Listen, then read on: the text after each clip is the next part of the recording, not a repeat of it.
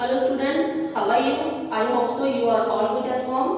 Students, आज हम 8th class का चैप्टर नंबर 8 ज्योग्राफी का शुरू करेंगे। जो टॉपिक है हमारा डिसास्टर मैनेजमेंट। डिसास्टर मैनेजमेंट का मतलब होता है आपदा प्रबंधक। ओके स्टूडेंट्स, तो डिसास्टर मैनेजमेंट को एक्सप्लेन करने से पहले आप लोगों को पता होना चाहिए कि डिसास्टर होता क्या है। तो बच्चे, डिसास्टर का मीनिंग होता है कि जब कोई खतरा जो होता है हमारे लिए एक भयानक दुर्घटना का रूप धारण कर लेता है, तो उसको हम बोलते हैं आपदा। ओके स्टूडेंट्स, यानी कि जो मनुष्य को अपने ही जीवन में नेचर जहां अपने आप पैदा किए गए कई खतरों का सामना करना पड़ता है और वही खतरा उनके लिए एक विनाश बन जाता है, उसको हम बोल देते हैं आपदा। ठीक है बच्चे, तो फिर डिसास्टर की डेफिनेशन क्या हुई कि any natural and man made happening that causes loss of life and property in a region is called a disaster. Okay students, तो आपको मीनिंग क्लियर हुआ कि डिसास्टर क्या होता है?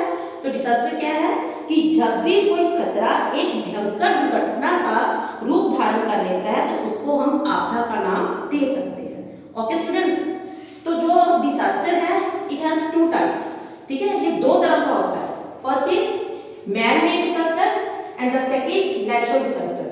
मैन मेड डिसास्टर मीनिंग्स कि मनुष्य के द्वारा बनाए गए आपदा, और नेचुरल डिसास्टर जो हमें कुदरती तौर से होती है, प्राकृतिक आपदा। ओके, तो पहले हम लोग मैन मेड डिसास्टर के बारे में एक्सप्लेन करेंगे। तो मैन मेड डिसास्टर कई तरह के हो सकते हैं। फर्स्ट ऑफ ऑल बॉम्ब एक्सप्लोशंस, यानी कि बम के धमाके। ओके, ये तो मनुष्य खुद ही पैदा करता है ना, कहीं भी जाकर बॉम्ब एक्सप्लोशन कर दिया और बम का धमाका हुआ और कहां पे कितना विनाश हो जाता है। Okay students, second is terrorism, जिसको हम बोलते हैं आतंकवाद। थर्ड वन इज पोल्यूशन, प्रदूषण। फोर्थ इज डैम बर्स्ट, यानी बांधों का टूटना, उसकी वजह से भी काफी विनाश हो जाता है ना, पानी जो है वो शहरों में आ जाएगा, कस्बों में आ जाएगा, जिससे जनजीवन क्या होता है, प्रभावित हो जाता है। And the last is epidemics. Epidemics को हम हिंदी में बोलते हैं महामारी। ठीक है, तो महामारी क्या होती है?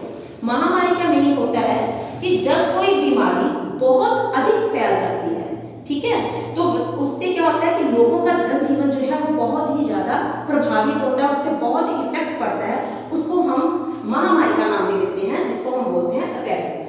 For examples dengue, yellow fever, cholera, और अभी एट ए प्रेजेंट टाइम जो हमारी एपिडेमिक्स है तो उसमें हम किसका नाम दे सकते हैं? कोरोना का। कोरोना की वजह से भी क्या हो रहा है कि हमारे लिए महामारी का रूप धारण कर चुकी है, जिससे सारा जनजीवन जो है वो बहुत ही प्रभावित हो रहा है। ओके स्टूडेंट्स, आपको पता चल गया ना कि मैन मेड डिसास्टर कौन से हैं? One first is bomb explosions, second is terrorism, third is pollution and the fourth is dam burst and fifth epidemics. Okay students, now तो हमारा सेकंड कौन सा है? नेचुरल डिसास्टर, जिसको हम बोलते हैं प्राकृतिक आपदाएं। तो इसमें कौन कौन से आ सकते हैं? First one is earthquake, volcanoes, tsunami, flood, drought, cyclones, landslides. Okay students, earthquake क्या होता है? अर्थक्वेक को हम बोलते हैं भूचाल। तो भूचाल क्या होता है कि जब भी भूमि की निचली परत जो होती है उसकी हिलने की क्रिया से ऊपर जो हलचल होती है उसको हम क्या बोलते हैं? भूचाल। यानी कि भूमि के हिलने की क्रिया को हम क्या बोल सकते हैं? भूचाल बोल सकते हैं, या अर्थक्वेक बोल सकते हैं। तो जिस इंस्ट्रूमेंट से ये मेजर किया जाता है कि कितनी मात्रा का अर्थक्वेक आया था, भूचाल आया, तो उसको हम क्या बोलते हैं? Richter scales. ओके बेटा, next one is volcanoes. Volcanoes क्या होता है कि जब धरती के नीचे गर्म चट्टानें जो होती हैं, चट्टानें बहुत मात्रा में गर्म हो जाती हैं, तो वह धरती के किसी कमजोर भाग से लावे के रूप में बाहर निकलती हैं। ठीक है, तो उसको हम क्या बोलते हैं? वोल्केनोस। Next is tsunami. तो सुनामी क्या होता है कि जब समुद्र की लहरें ऊंची ऊंची उठती हैं, ठीक है, तो समुद्र की ऊंची ऊंची लहरें जब उठती हैं तो उसको हम क्या बोलते हैं? सुनामी। और इसका कारण क्या है? Earthquake, volcano and landslide. इन तीनों की वजह से जो है वो सुनामी आ सकती है और ये सबसे ज्यादा क्या होती है? डेंजरस होती है। Okay students, next is flood. Flood क्या होता है? फ्लड बोलते हैं बाढ़ आना। ठीक है, तो फ्लड के भी कई कारण हो सकते हैं, जैसे कि हैवी रेनफॉल हो गया, ठीक है बच्चे, और जहाँ पर कई बार ऐसा होता है कि बांध वगैरह टूट जाते हैं, जिसकी वजह से भी क्या हो जाता है कि पानी जो है वो शहरों वगैरह में आ जाता है, कस्बों में आ जाता है, जिससे फ्लड आ जाते हैं। ठीक है, बांधों के फटने की वजह से भी जो है वो फ्लड आ सकता है। Next is drought. ड्रॉट को बोलते हैं सूखा, सूखा पड़ना। सूखा पड़ने का कारण क्या हो सकता है, यानी कि कम मात्रा में बारिश का होना। और क्या हो सकता है रीजन, एक तो यही होगा कम मात्रा में बारिश का होना, जहाँ फिर बहुत अधिक मात्रा में पेड़ों का काटा जाना, जिसकी वजह से भूमि जो है वो क्या हो जाती है, बंजर हो जाती है, उसकी वजह से भी ड्रॉट हो जाता है। ठीक है, next one is cyclones. Cyclones को बोलते हैं चक्रवात। तो चक्रवात क्या होता है कि जब बहुत तेज हवाएं चलती हैं, ठीक है, तो वो क्या हो जाती हैं, बहुत अधिक तेज हवाओं के चलने को साइक्लोन्स बोलते हैं, चक्रवात बोलते हैं।